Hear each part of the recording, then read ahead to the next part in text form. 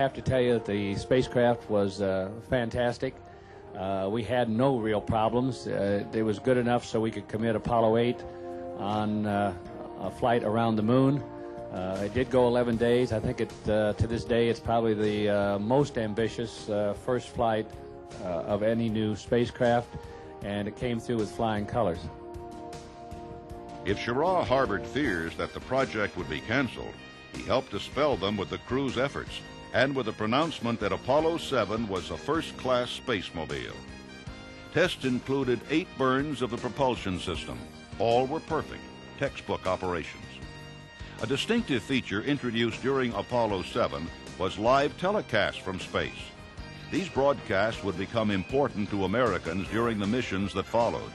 The crew received a special Emmy Award for their first practical television transmissions from space.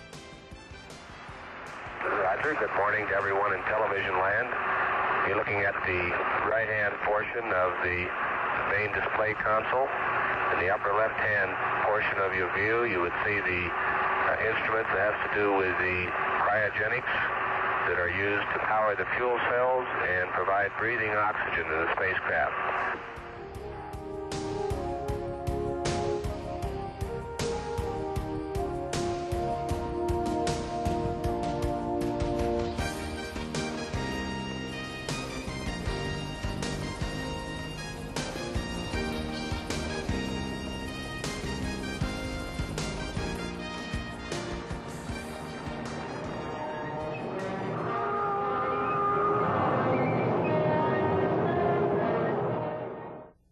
Originally, Apollo 8 was to be a second Earth orbit test using a new Saturn series rocket, the 36-story tall Saturn V.